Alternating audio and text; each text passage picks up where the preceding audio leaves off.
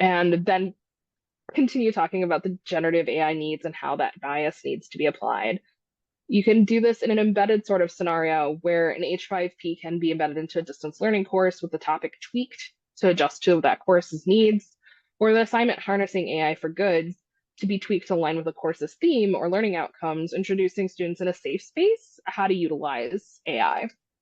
This also can be implemented into course design, where it's scaffolded through an entire course, much like it would be in this instance, where they have opportunities to learn about these bits and pieces in various weeks. And we also recommend that it could be done in a workshop. So you can share this in professional development with your fellow colleagues or with instructors, offering a custom made for your institution sort of flavor for this assignment, really emphasizing that these skills need to be attached to the old skills that these instructors have always been wanting in their courses because their students are using this. They are touching it like they touch Google, thinking that it gives them the same credibility. And so hopefully these are takeaways that make that lift on all of us a little bit easier because clearly the lift is there. And that gets us to our question slide. And just to let you know, you have access to our slides. So there's also our references for the slide, and also our image credits. And if you want the slides, we got them from Slide Carnival. I'm going to go ahead and stop my share. Okay, so thank you, Amanda, Larson, and Hanna. Is it Hanna? I don't know if it's Hanna. Okay, Hanna. Thank you. Hanna Primeau. That was really informational. So we have a good amount of time for questions. I know we have some in the chat as well, which we're adding to our collaborative notes document.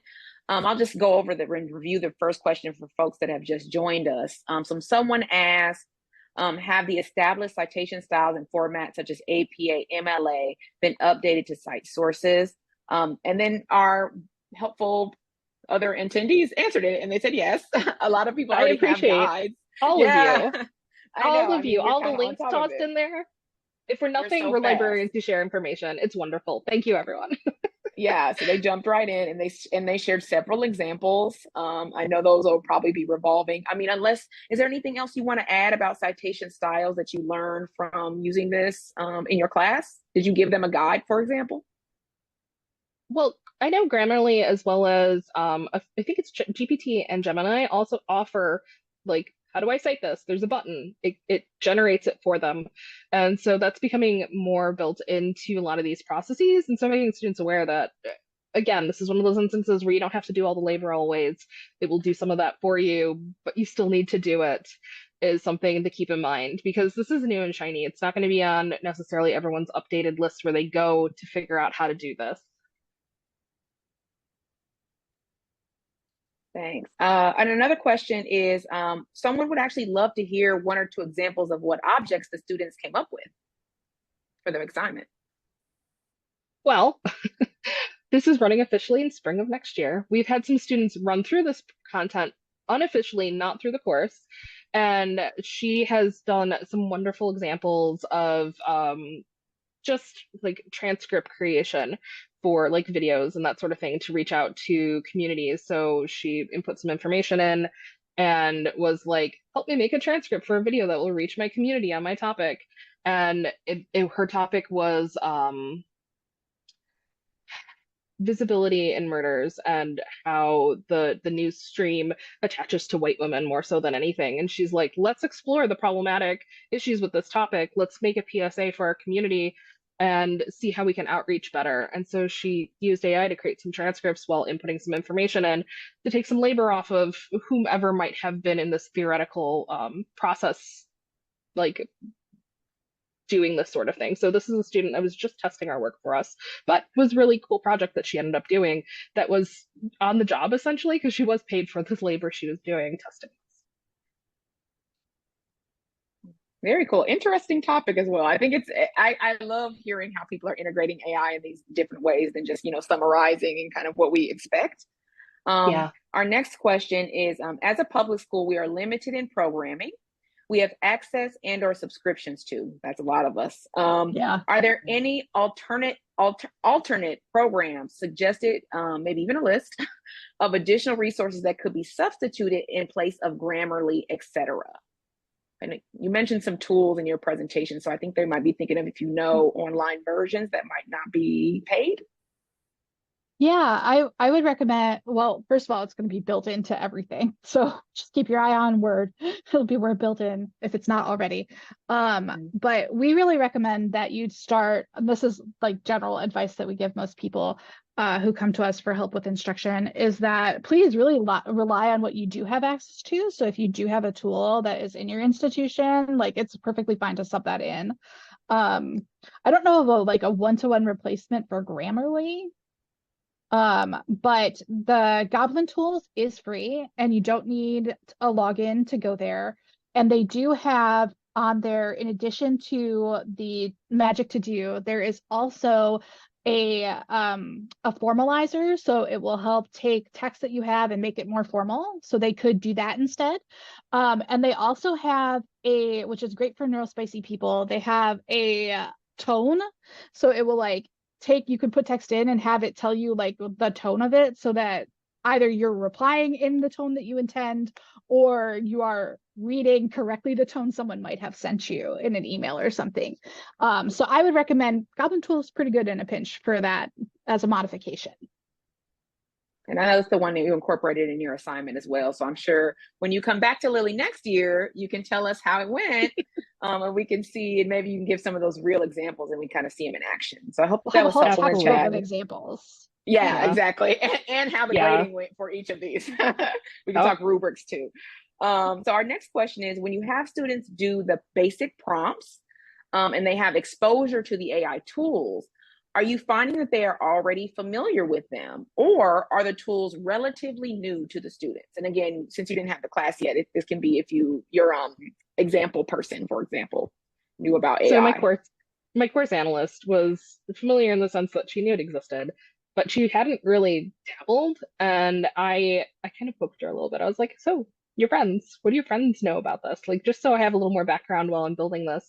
And she's like, I mean, everyone's like dabbled, but no one's using this like consistently in their daily lives. And this is more of a humanities side of students because that's the group she's from and her friends are from.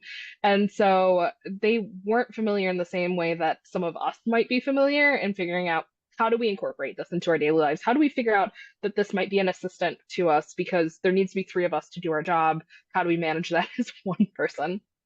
And so their needs and their uses are very different than perhaps what we're expecting, but I haven't found, she certainly didn't struggle with figuring out how to go and do the assignment and play with the technology. She was pretty excited about Goblin Tools, if I'm quite honest.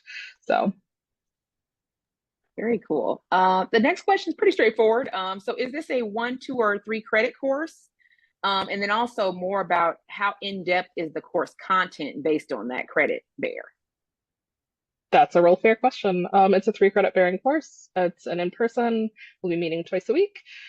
And it's going to be a full semester long. So this is a very traditional sort of course that students are taking. This is not the 1, 2 credits that sometimes libraries offer, which includes our library. And the course content focuses on information and social justice needs, essentially, looking at biases, looking at how information is created, who is privileged in these sort of scenarios. Goodness gracious, it goes in depth to a lot of these topics, and AI is just one of them because we are talking about algorithms and what are Google algorithms? What are they? How do they surround our lives? Let's talk about getting ahead of biased information that is shared on the web and talking about the digital nature of information. So we get really in depth, but not necessarily in depth on AI. We will be talking about the ecological nature of using it because we think that's really important for students to understand as well.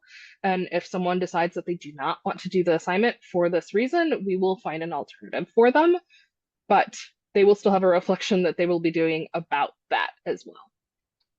They'll also be able to use our institution has their own version of Microsoft Copilot that doesn't collect data. So if they're worried about privacy, we'll be able to have them use that instance rather than like say ChatGPT while on the web. Yep. Oh, that's great. Was that something you requested or was it offered? No, we did not have any say in that. Okay, that was our IT department. And someone sold Microsoft. Yeah, that was part of that. Okay. Speaking of, I mean, talking about the feedback about use of AI, and this will be our last question and we'll move on to our next presenter. Have you gotten any feedback or pushback from your colleagues or other faculty on incorporating AI into assignments? No, no, we've not. Our institution has been very, very, very, very, very, very, very, very, very slow to make any broad statements about AI in general, because I think they're nervous about tamping down the way that they can use it on the research side of where they're going to make money from like research grants and stuff. And they're just now sort of coming around with like, we're kind of interested in what you're doing with AI. Can you run it through the Drake Teaching and Learning Institute first before you do things for some workshops that our colleagues are giving? But as far as instruction goes, it's kind of been like nothing, crickets. Yeah, all of that. Okay, sometimes silence is good, Yeah, but we'll I take imagine you'll get a lot right as you get your student evals and other people are interested in this, and you'll be, I'm sure, presenting to your college eventually because they always find us. This will be a really interesting topic for folks to share. So we want to thank Amanda Larson and Hanna Primeau. This was really exceptional. I think a lot of people came away with some tools they can use, and so we'll go ahead and move forward. We hope you guys will hang around with us for the rest of the day as well. So next up,